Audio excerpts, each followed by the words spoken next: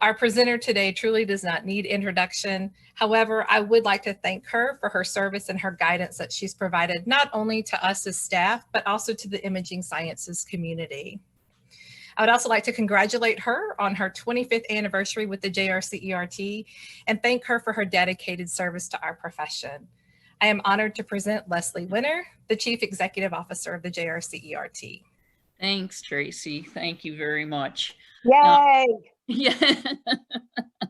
I told Tracy I'm not going through another standards revision, so she better pay attention. So welcome to the JRCERT Townhall on behalf of the directors and staff, and happy Rad Tech Week to all of you. I would like to make some introductions before I start with my information here. We have, first of all, we hope everybody is safe and healthy.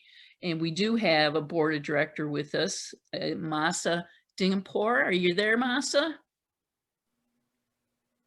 Yes, I am. Hello, Hi, everyone. Masa. Welcome. Thank you for joining us. Thank you. And now I'd like to introduce, we have some staff here with us that I'd like to introduce. First one, of course, is Tracy Lang, our associate director. Tracy's been with the JRCERT now 8 years. She's credentialed in both radiography and radiation therapy. So she's a tremendous asset to the organization. One of her roles, and it's been a challenging role with the organization, is she oversees the site visit process. We've had a lot of cancellations and rescheduling. So Tracy's staying pretty busy during the pandemic. The other staff member I'd like to introduce to you is Dr. Trish Leggett. Trish has been with us about 3 years. Trish's responsibility is overseeing the learning management system and developing all the courses for the learning management system. Are you there, Trish? No. No? Trish? Yes, I'm just muted. Oh, there it is. Isn't that awesome background she's got? It's beautiful. All right. And the last person I would like to introduce to you folks is Jason Mel Carrick. He's an accreditation assistant. Jason's been with us about 4 years. He's responsible for quality improvement plan in the office, and he also edits the Pulse, and he's actually a jack of all trades. Jay? Hi, everybody. Good morning. So I'd also like to take this opportunity to assure you that the JRCERT, as we continue to work from home remotely, that the office is operating at 100% efficiency, and the accreditation process remains timely as we continue to hold our monthly board meetings virtually. We recently submitted our petition for continuing recognition to the United States Department of Education and submitted our interim report to the Council for Higher Education Accreditation, also known as CHIA PET. I can't not say that. So there's 3 topics I want to have a conversation with you folks today. And of course, the first one that we're all concerned about is the COVID-19 pandemic. The JRCERT continues to provide support and guidance to our programs. As we move forward with the COVID, the JRCERT believes that it's imperative that students return and remain in clinical as long as it's safe to do so. We realize that clinical settings are allowing students to return at different times, which poses a challenge for our programs. Therefore, we continue to provide you with a number of modifications, such as, and these are just a couple of suggestions. We know there's a lot more out there. The ability for flexible clinical scheduling, such as evening and weekends that exceed 25% of the total clinical hours, or the ability to schedule students to more than 10 hours a day, as long as that's voluntary on the student's part.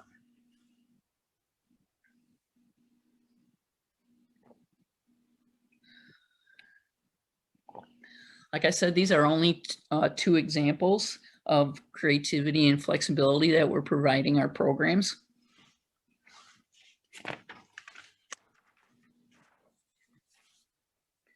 Regardless of the clinical modifications made to the assignments that you're providing to the students, the JRCRT believes that the integrity of the standards cannot be compromised.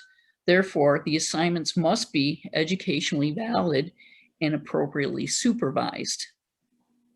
As a reminder for radiography, the number of students assigned to the clinical site cannot exceed the number of clinical staff, and the student to clinical staff ratio must be 1:1. For radiation therapy, the number of students cannot exceed the number of linear accelerators or simulators. If you have any therapy questions, Tracy's your gal.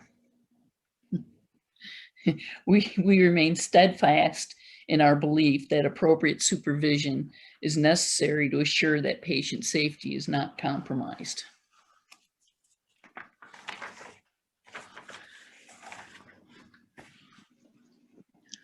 Consistent with USDE regulations, we continue to allow programs to utilize distance education without approval from the JRCERT.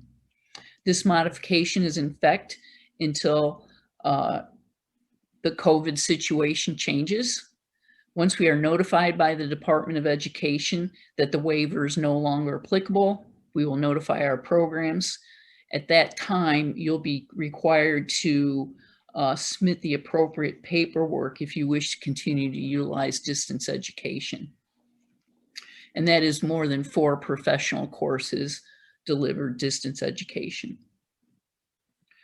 There's been multiple inquiries regarding if the JRCRT will be allowing any COVID-related modifications or exemptions for the program effectiveness data for the 2020 annual report.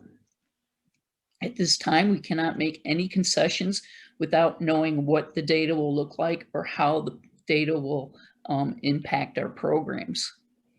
We will monitor the situation as the data from the 2020 annual reports are received.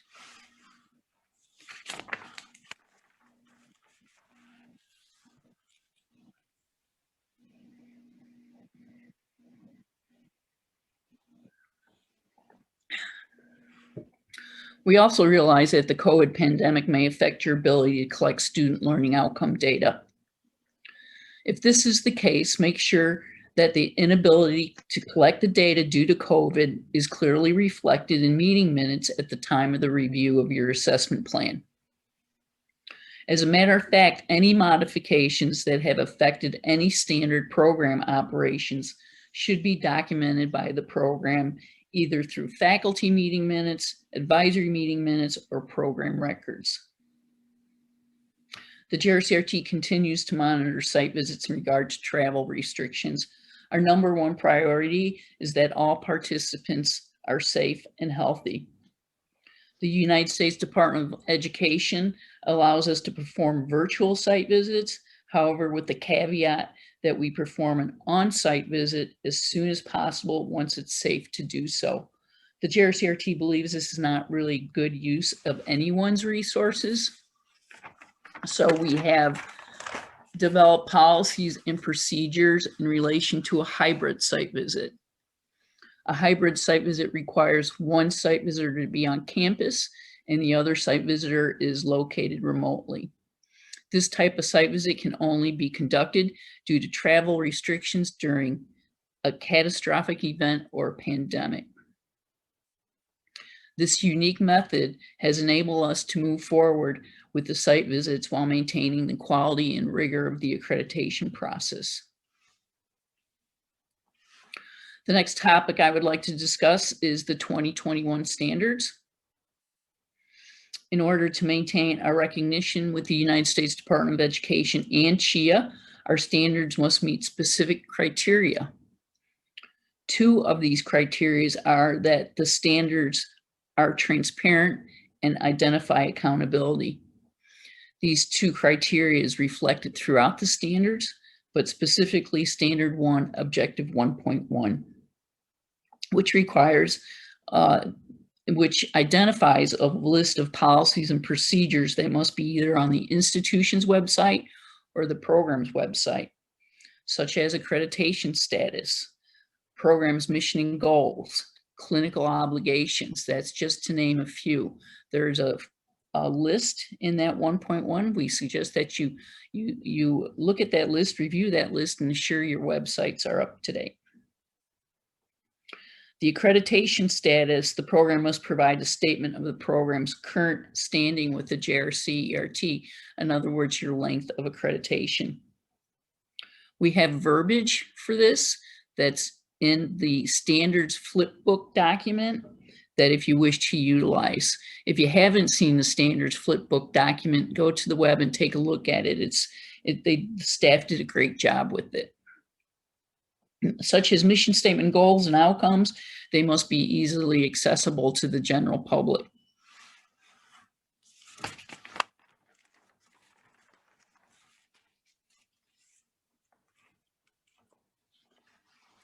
Just a little FYI, when the annual report comes into the office, the staff go and review your website to make sure that the appropriate elements, the required elements, are on your web. So also a requirement for 1.1 is the need for a contingency plan. Now is an excellent time to review your plan to assure it's meeting your needs. Make sure you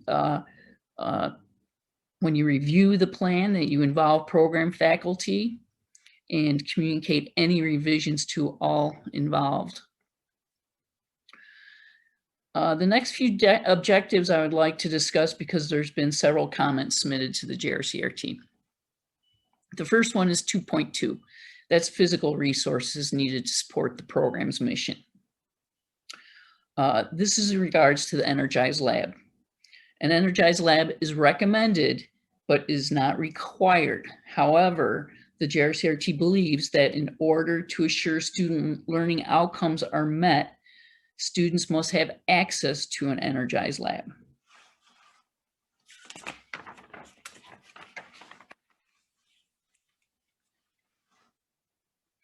.1 is adequate faculty. Regardless of the COVID pandemic may have on hiring program faculty, the standards assure that there is appropriate and adequate faculty and that the integrity of the program cannot be compromised. Beginning January 1st, 2021, if you have more than 15 students enrolled in the clinical component of the program, a clinical coordinator will be required. In the 2021 standards, there's only one benchmark. In the 2014 standards, we had two benchmarks. We had either clinical settings, which was 5 or more, and the students. And we deleted the number of clinical settings because programs they activate clinical settings and they inactivate clinical settings.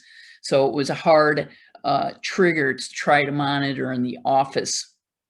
So when we went with these new standards, we just went with the number of students. It's a much easier trigger for us to monitor in the office. 5.4 encompasses all of the supervision policies. One significant change to this objective is that students must be directly supervised during surgical mobile procedures, including mobile fluoroscopy. The last topic I would like to discuss is the availability of resources that we have to offer our programs. One of the most important resources that we have is our site visitors. The accreditation process would not be as successful as it is without the dedication and commitment of these individuals, and we thank you. However, we need more. We need people that are MR credentialed, we need medical dosimetrists, and we need radiation therapists. We're in dire need of those types of site visitors. So if you're interested, you can go to our web and fill out an application, or you can also contact Tracy in the office.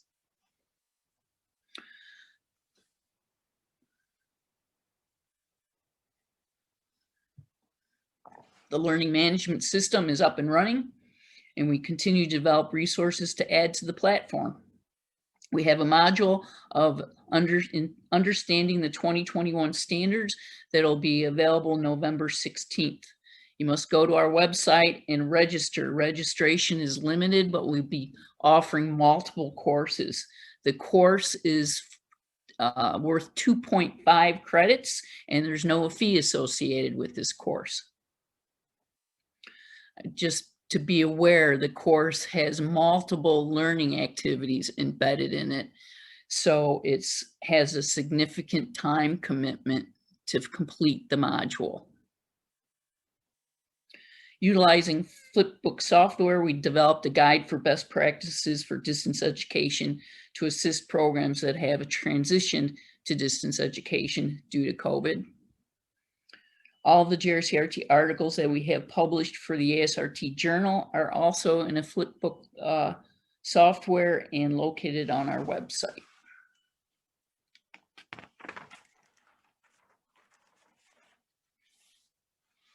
Our newsletter, The Pulse, will be out later this week. It provides great information. All of our newsletters are also archived on our website under the Accreditation Information tab. I personally think one of the best resources that the JRCRT can offer all of you folks is the JRCRT staff. They're willing to assist and answer any questions you may have. Please don't hesitate to call the office. On another note, with tomorrow being Veterans Day, the JRCRT would like to thank all of those who are currently serving and those who have served. And we thank you for your support of programmatic accreditation, and I'm more than happy to answer any questions you may have. Thank you, Leslie. We do have a couple questions that have come through.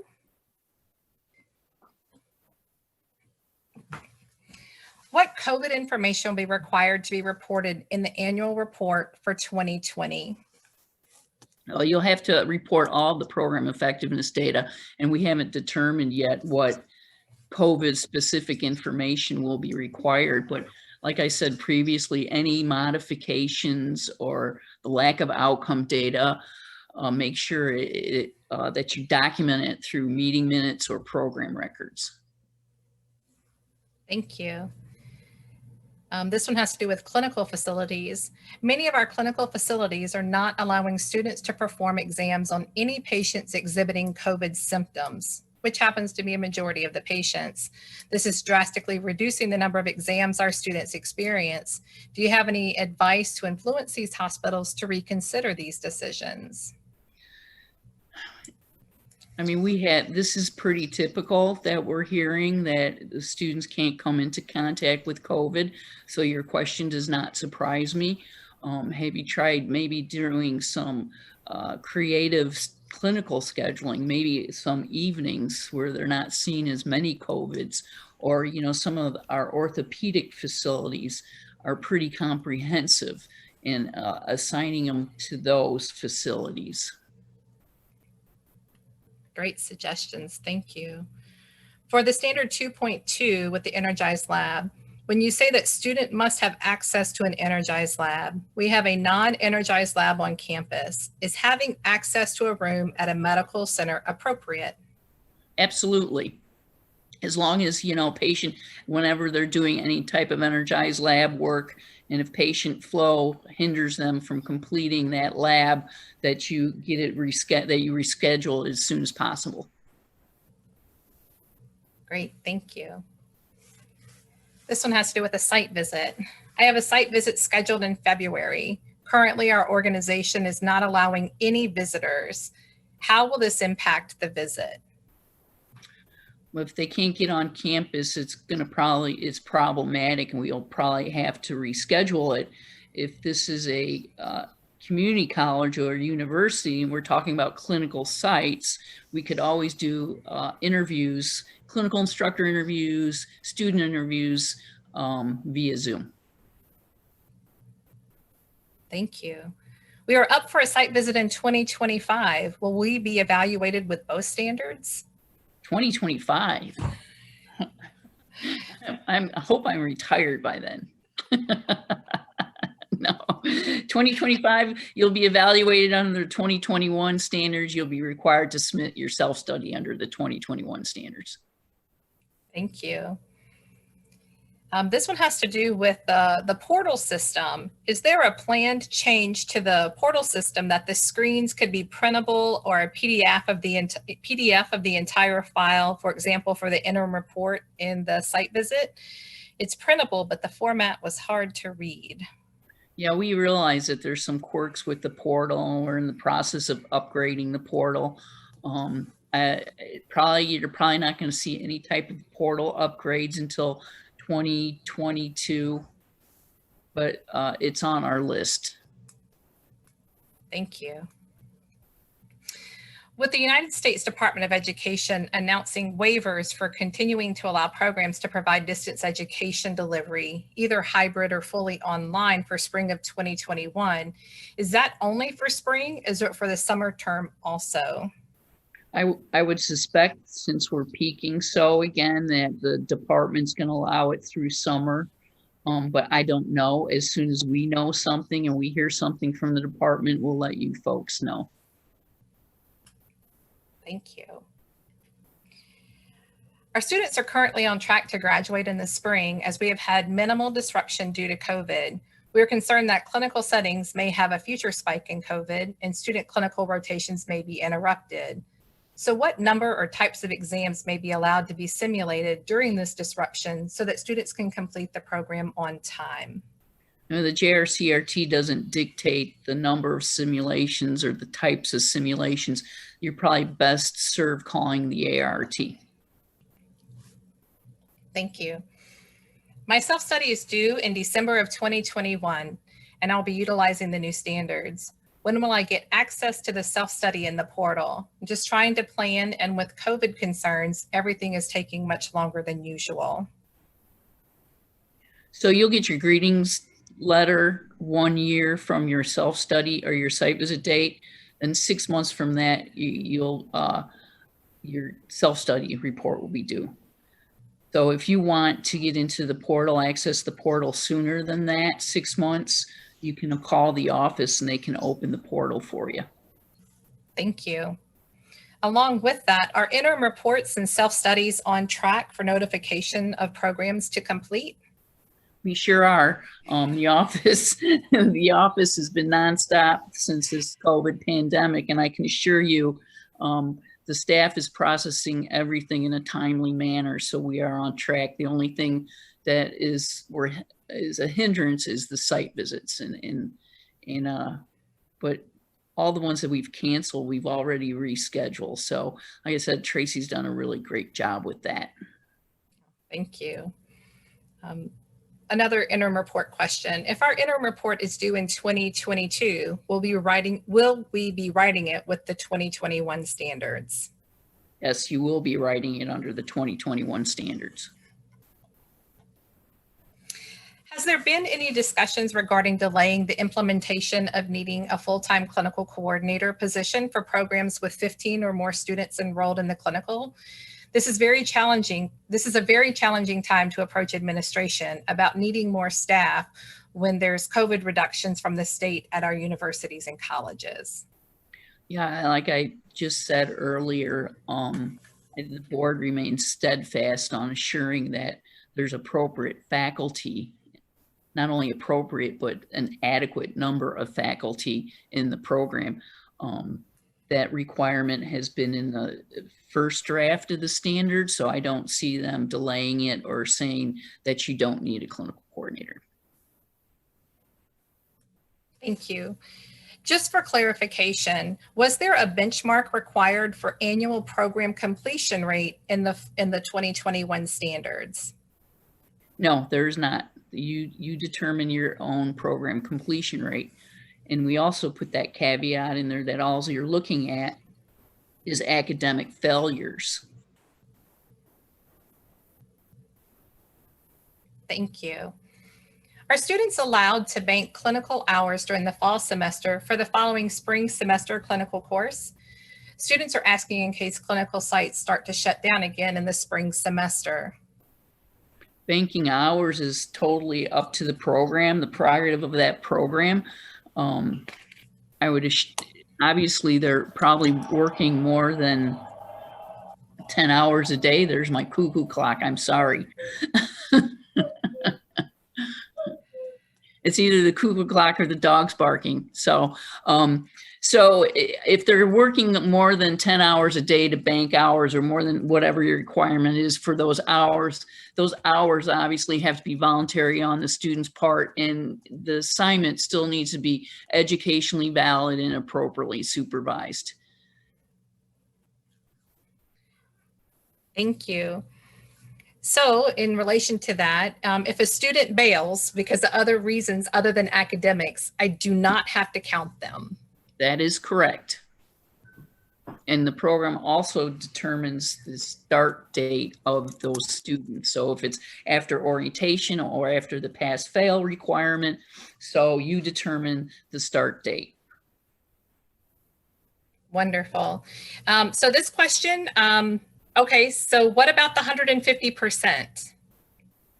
Well, we went around and around with that 150%, and we thought for a lot of programs it was more confusing, and that the 150% really was for certain situations. If a student became ill and came back in, or the student got pregnant and had a baby and came back in. So we went around and around with it, and we decided that we wanted to delete it just because of the confusion it caused out there. Okay, an interim report question. If our interim report, which is due in 2021, our interim report is due in 2021, how do we evaluate our program from the 2021 standards when you have not used them yet? Well, I think there's a lot of things that mirror the 2014 standards. That's why you need to probably sit down and review those 2021 standards and see where you may be not meeting an objective. But you're still collecting program effectiveness data. That hasn't changed. The assessment process hasn't changed. It's still our expectation that you collect data, you analyze it, you share it, you identify priorities for improvement, and all that is documented. So, some of the things that have maybe changed are the supervision policies that we talked about being directly supervised. And can you think of something else, Trace? Not off the top of my head. Yeah. So, but I would sit down. If you have a self-study due in 2021, I'd be sitting down with those standards and reviewing them. And if you have any questions, please, feel free to call the office. And I can expand on that because your interim report requires that you submit your assessment information. So your assessment up to this point may not have the requirements that are on the 2021 standard. So you would want to submit a new assessment plan that shows that you plan to assess according to the new 2021 standards. You said an interim report, didn't you? I did. Mm-hmm. Either one of those, either for interim or self-study would be applicable.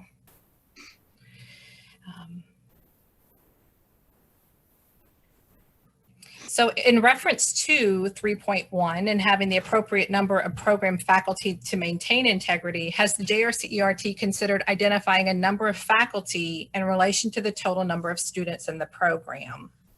We, when the standards were revised, we went around and around with that, and there's just so many different caveats and so many different types of programs that we decided not to go down that road. Thank you. And if my interim report is due in the third quarter of 2021, when will programs be notified what standards they need to report on? That's in policy already. We've put that out there in policy. If you want to email me, I'll send you the objectives. Thank you. Also, the interim report, do we not have an interim report checklist on the website that reflects the new objectives? I believe that we do. Yes. Because we already have assigned new interim reports. And we do have an interim report module too that is in the learning management system. So when you get your greetings letter, it's going to direct you to review that learning module. You won't have a choice. You've got to review the learning module, and then staff is going to call you and set up an appointment to discuss the interim report with you. Thank you. Given reports of hiring freezes at some hospitals due to the pandemic, will the JRCERT make any accommodations for programs who fall below the appropriate job placement rate? My most recent graduates were all hired. However, I'm concerned that other programs were not as fortunate. And what if there are long-term employment concerns? We haven't determined any of that yet because, we don't have the data. So as soon as the data starts coming in, if we see something trending, the board will have a conversation. Thank you.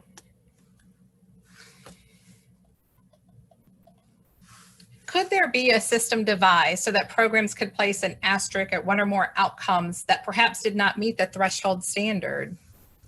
You're more than welcome to do that, but it really needs to be reflected in meeting minutes, why you're not meeting an objective or threshold, either in advisory committee meeting minutes or when you review the assessment plan.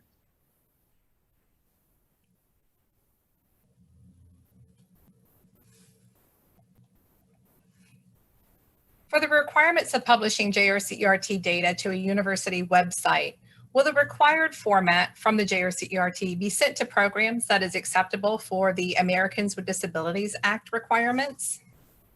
We have a template that's in the Flipbook standards document that you can utilize, and we've checked that against the ADA requirements, and it's applicable. Otherwise, you probably want to follow up with your academic institution regarding any additional ADA requirements, either your IT department or marketing department. Thank you. If we are due to have a hybrid site visit and our students have not been allowed to clinic during that time, can we still have the site visit? And will the students be interviewed via Zoom, or does the site visit need to be rescheduled at a time when students are allowed back in clinic? No, we can move forward with the site visit via hybrid, and the site visit team would interview them via Zoom. Okay, great. Thank you. If we have had to change some of our rules or published policies and procedures ad hoc as things change due to the pandemic, how do we get that information to our site visitors, since some of the information we had previously published is no longer what we are doing? You need to make sure that you just keep your site visitors informed, either via email and send it to them, or you can always have it readily available when they come on campus. Thank you. Has there been any thought of changing the 1-to-1 ratio to 2-to-1 after the pandemic, of course?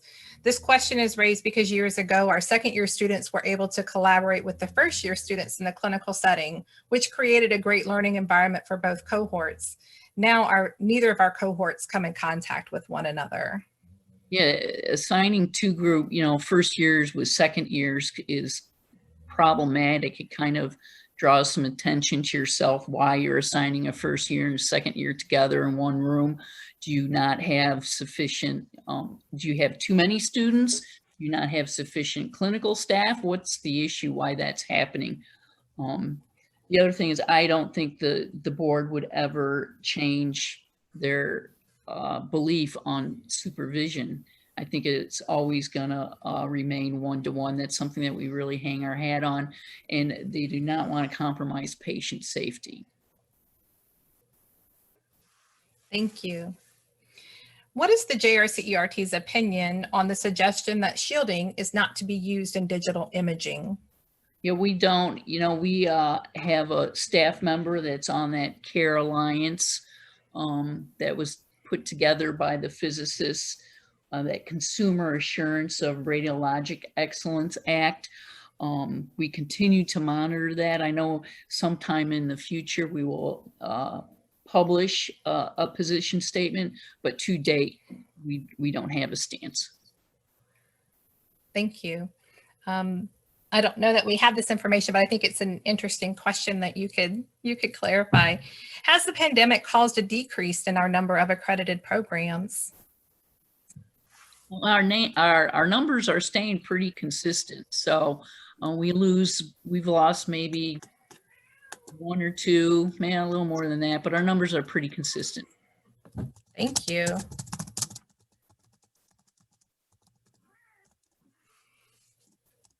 I'm trying to answer just a few small ones here and there that are specific to a program. There are quite a few questions on 150%, and I'll go back to those real quick. We had several programs who wanted to know if they could still define program completion at 150% if they want. No, it's not the definition in the standards, so you need to utilize the definition in the standards of program completion rate. Thank you. And one more along those same lines. For a student that was set to graduate in 2020, but will not graduate until 2021, can that count as part of the 2020 standards for 150%? Yeah, because we're still under the 2014 standards until January 1st, 2020. Thank you.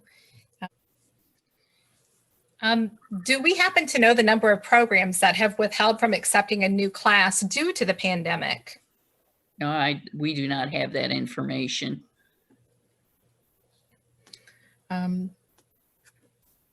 That'll probably come out, I would suspect, in the 2020 annual reports when they start coming into the office. Yep, I would agree with you, Les. In our previous meeting, was there any information that would be good to share today? Maybe a question that wasn't asked? Sure. There was a lot of discussion about contingency plans, and some of the elements that were asked were what we thought were important to develop a contingency plan. And I jotted some down from the last meeting. So obviously our contingency plan is going to look somewhat different than your contingency plan. But one of the things that you always need to make sure that is how can we have business as normal during this pandemic or during this catastrophe?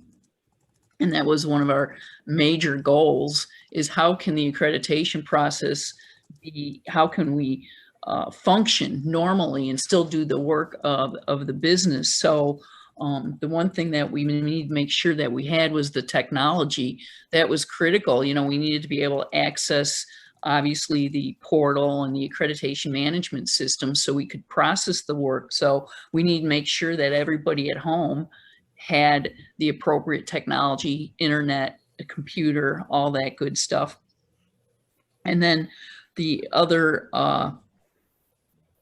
element that I thought was important for our contingency plan was a strategy to communicate and stay in communication. How am I going to communicate with the staff? And this was really critical because this is the way I'm assured that the accreditation process is moving forward without any hiccups. And also I want to be able to see my staff on a daily basis. So we team daily, and not only just to make sure that they're safe and they're healthy, but they're mentally healthy too. We have a number of JRCRT staff members that live alone, so this has been difficult for them. And those are just a few of the things that the other one more element is, how do we return back to work?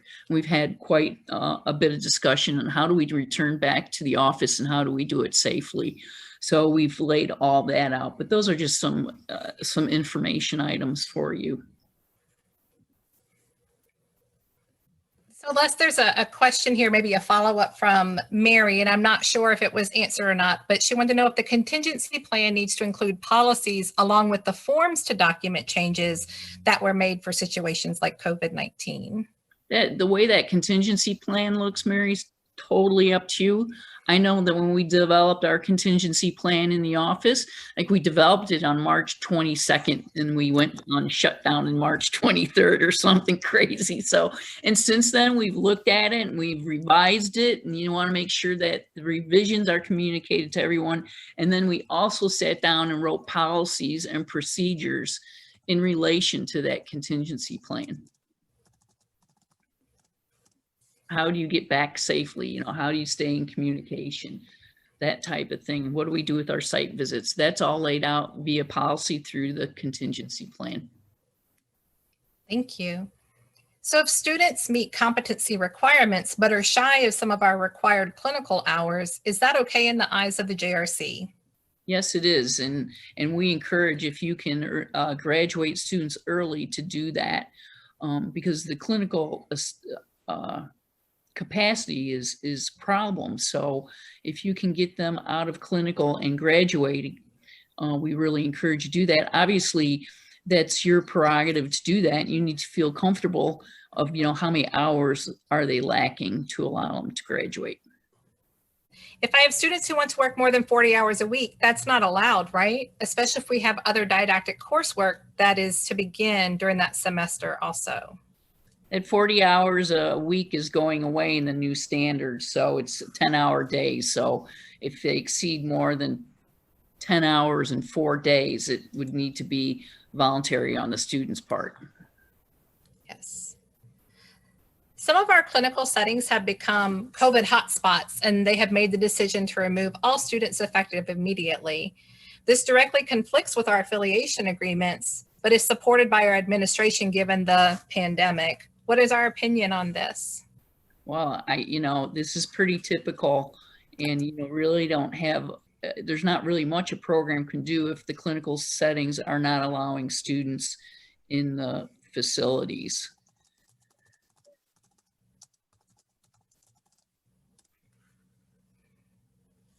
Thank you. So a question from Lori. So she wants to be sure if her students want to bank clinical hours during breaks, then they can graduate early from their clinical times.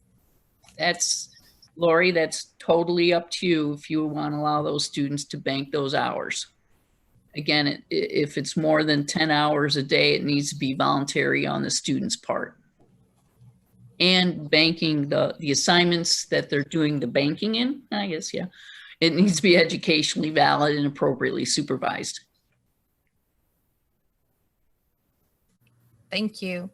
And from Tammy, are there any restrictions from the JRCERT regarding students working with suspected or confirmed COVID positive patients?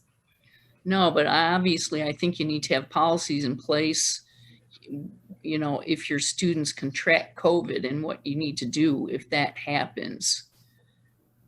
I think probably your clinical sites are going to have more rules than the program. Thank you. And Suzanne would like to know, are there any other major changes to the new standards other than what was discussed? Oh, I think those highlight the big ones, the big changes. If you haven't read through the document yet, though, I really suggest that you take a look at it and go through it. Thank you. Megan would like to know if students are allowed in clinic during holidays as described by the sponsoring institution. No, students are not allowed. If the institution is closed, then students should not be in clinical. And the reason that is because we believe that typically there's short staff. It's a reduced staff, it's limited staff during holidays. So we want to make sure that students aren't taking place of qualified staff. Wonderful, thank you. I have 2 questions in relation to Energized Lab, so hopefully I'll catch both Mary and Deborah here. The first one is, can you clarify the availability to an Energized Lab? And the next one is with regard to an Energized Lab, a simulator on campus or an Energized Lab at clinical. I mean, you're more than welcome to use an R&F room at a clinical setting. However, if that availability is interrupted, then you need to reschedule that laboratory as soon as possible. So I'll ask Mary and Deborah, did that cover your question or do you need a follow-up to that?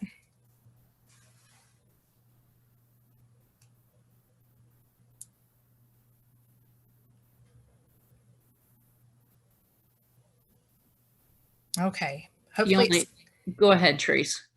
Hopefully that covered. They didn't, okay. Okay. The availability issue, of course, I mean, if you have an Energized Lab on campus, the availability shouldn't be an issue. If you're using a clinical setting R&F room as a lab, I would think there could be an issue with the availability depending on patient flow at that facility. Thank you. Could you talk a little bit about the innovations that the USDE is encouraging in a program's curriculum? We've tried to identify, we believe distance education is still innovative, and we also believe a lot of programs are doing that interprofessional education, and we find that to be innovative.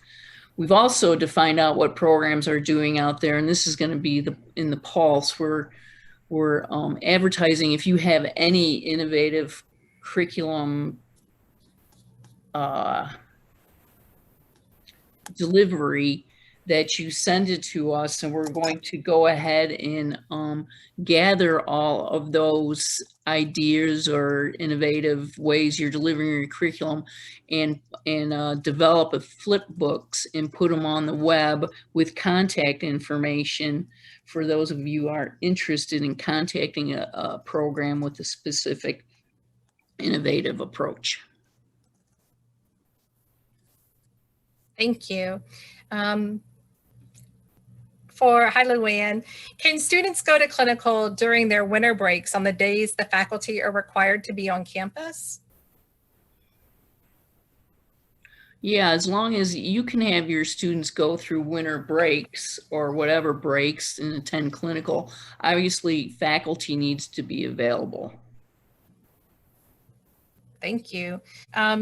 So Rebecca would like clarification on the ability of programs to alter their clinical requirements. If a student has met their didactic and clinical competency requirements, can that clinical hour requirement be reduced or waived to allow a student to graduate? Absolutely, and we encourage you to do that to get those students graduated. You know, the longer you keep them in clinical, sometimes it creates a domino effect as new students try to come in. So if they've completed the didactic and clinical requirements and you feel comfortable with allowing them to graduate early, we encourage it. Thank you. Jacqueline has asked that some of the clinical settings have hinted that they may have dosimetrists continue to work remotely even when the pandemic is over. As there's a current waiver for medical dosimetry students to do treatment planning remotely, but then going into the clinical sites to observe direct patient procedures, is this something that the JRCERT would consider allowing for a long term once the pandemic is over? Yeah, I think we would consider allowing it once the pandemic is over. I think medical dosimetrist is a different, I don't want to use the word kind of animal, but it is. You know, they have limited patient contact, so. Vicki is asking that the state of New York currently has a travel advisory requiring 3 days of quarantine, and that's less than what I recently thought it was. How will this impact a site visit? Yes, they do have a quarantine. We've canceled a lot of site visits up in New York, and that's what we just continue to monitor the travel restrictions. And a lot of times we're not canceling it until the very last minute. So more than likely your site visit would be, if it's your site visit, Vic, it would be canceled. We'd push it forward, hopefully maybe to spring or. We are not seeking waivers for our site visitors, just as a side note. We just feel it's unsafe to do so if there are travel restrictions for those states. Israel would like to know, how do we attain approval from the California RHB for the waiving of clinical hours since they require 1850 clinical hours? Yeah, Israel, that you're going to have to address that with them. And anytime you waive clinical hours or you're making any modifications, we always suggest that you contact your state health departments, because if they got restrictions, they may say no. Thank but you. Israel, on another note, they know we were doing that and they supported it.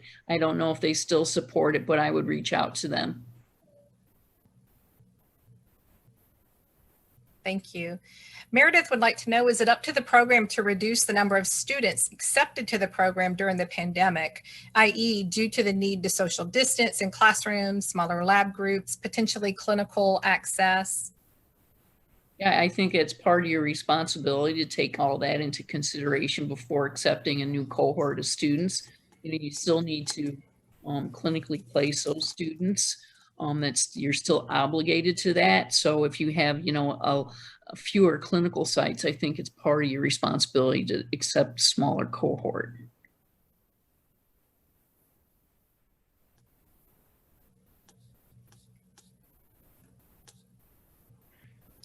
So from Bruce, he'd like to know if the coordinator requirement, is that a full-time or full-time equivalent? Meaning, can the position be filled with 2 adjuncts?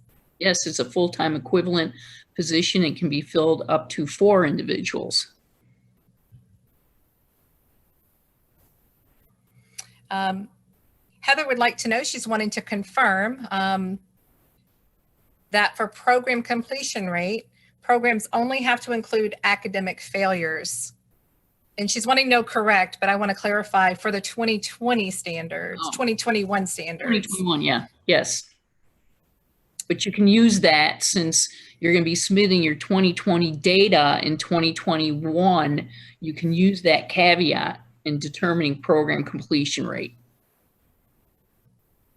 So Heather, just if you had received a different answer, it's probably because they were referring the 2014 standards. Oh.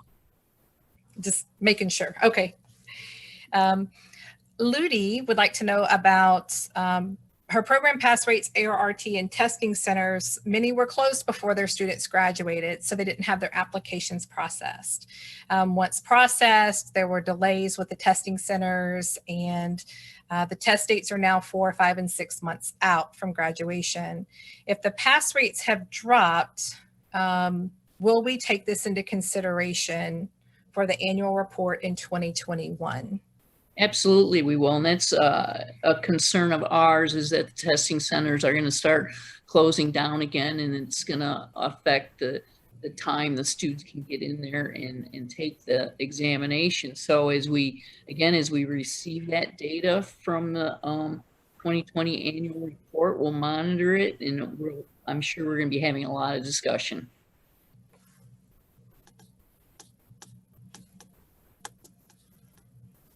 Thank you. Also, can I, Ludi, on the other hand, when you look at our board of directors, we have 7 directors that are affiliated with the health science program. So they feel it too. They feel all the issues that you're dealing with it. So I'm sure, like I said, we'll have significant conversation when the time gets a little closer. Rebecca would like to know how much disruption to students who began the programs in 2019 is considered acceptable. For example, their class of 2021, who would normally graduate in June, are now looking at a December 2021 if there aren't any further disruptions due to COVID. Yeah, I think the program needs to do what they have to do to get these students graduated. I don't think we have a stance on or position statement on, what's too much disruption, because all of our lives have been disrupted horribly. So, you've accepted students, and now you have an obligation to try to do your best to get them graduated and out in the working world. Isaac says that they received an email from the JRCERT in March and April about allowing students to attend clinical past 8 hours. Is this still in effect, and are students permitted to do 12-hour clinical shifts if the student agrees to it?